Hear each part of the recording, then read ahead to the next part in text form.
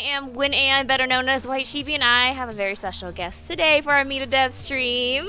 Hi, my name is Manny. I'm a staff illustrator for BMG. Tell us a little bit about yourself. How did you get started in becoming an artist and maybe working for BMG? I started drawing from early childhood. My uncle and a few other family members would draw a lot as kids, and we all grew up watching DBZ and all that stuff, so that kind of started, that's kind of where the very early stages of like my interest in art began. And then from there I went actually to industrial design school.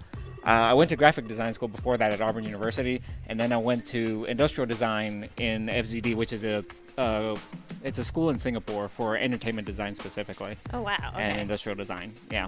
So from there, I got a portfolio. I developed a portfolio there, and then I applied with that portfolio here. Talk about, so now that you're here with BMG, we're going to talk about some of the things that you've illustrated for BMG. So let's talk a little bit about what we're looking at right now. So we had, a few concepts that we went through like I looked at a bunch of stadium designs of modern day stadiums, and then try to retrofit kind of Norse imagery and the Valkunet and the Mjolnir into the imagery that you would see in those stadiums. So that's how we ended up getting, a lot of those big, curvy, and like sharp shapes on the side.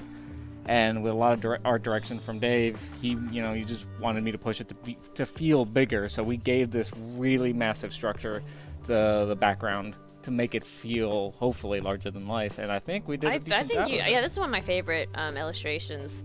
This is the background art for Miami Dome. Talk about a little bit about, I guess, the design for this, because I'm loving the color palette here. Oh, thank this you. Futuristic vibe, So we started out with a few different small concepts. So what I end up doing usually is when I do an environment piece, I'll do like a small, like almost post-it note size sketch on environments to see if it reads really well from far away.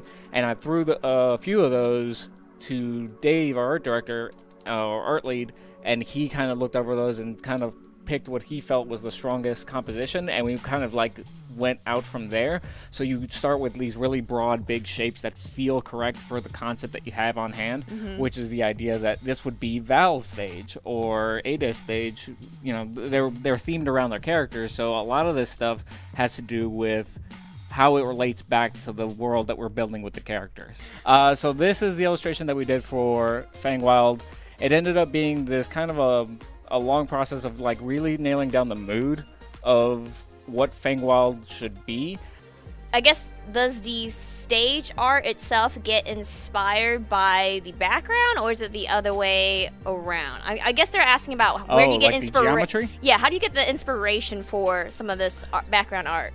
We start with the background art usually. At least that's been the process so far, is that like we have geometry in mind kind of going into this stuff, but we pick themes that feel correct for what what works in the context of what we've had for other maps, and what works in the context of understanding the characters a little bit more and where they're from. So the characters end up informing the backgrounds, and the backgrounds end up informing what's going into the foreground a lot. The idea that we originally had was this barbarian character.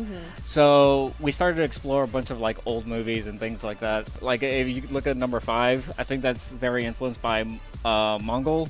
Yeah, I see it. Kind of clothing and things like that. So we kind of went in a bunch of different directions for her originally, and at one point we ended up just feeling like she could maybe be an orc. That's another. That's just a completely different spin on the idea.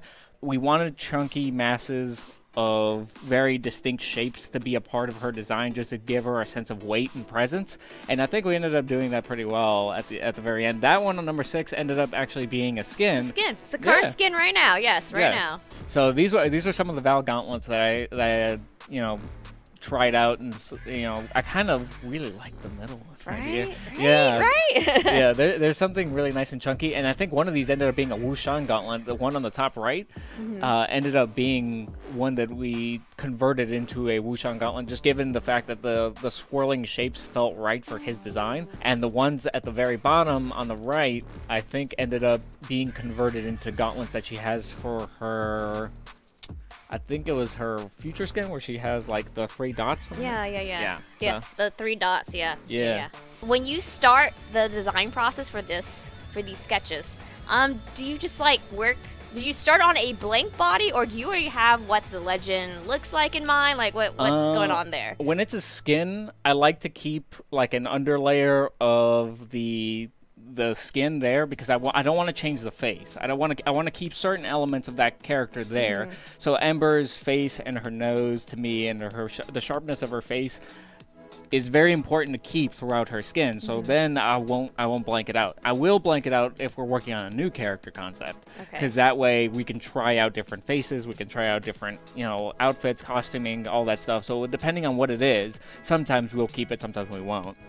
You can kind of see that some of that stuff is faded out is because I have an underlying layer, like the gray on number 1 on her hands. On her hands. Yeah, that's an artifact of like overlaying her so that I don't mess up her face and make her a different character altogether. Manny does his own personal work too. Let's talk about this illustration right here. All right. So for those who weren't in on the last stream, I'm originally from Mexico, and this was informed by having visited my niece not too long ago, and this is a tribute to her in the Day of the Dead kind of art style that I wanted as kind of a celebration of having her be a big part of my life. Yeah. So this was exclusively done just for the sake of like fulfilling this fantasy that I had of seeing her finally fully dressed in the Day of the Dead. She got to pick like some of these colors. Am I correct about this? So this is one of those other things that was really, really awesome about doing this, is that when I was making this design, she was next to me, and she was really big into really bright, beautiful colors, and she would just like kind of point at a color, and she was just like, go with this one, do, you know, more color. I want more of this and more of that. And she was like a big part of like, her enthusiasm was a big part of it, so I wanted the red and green to contrast her kind of sense of that level of energy. The other reason why she's holding a little puppy is because my niece is absolutely bananas for puppies right now. She is really dog crazy. I think the puppy is adorable, and that it's also adorned with Day of the Dead. It's so cute.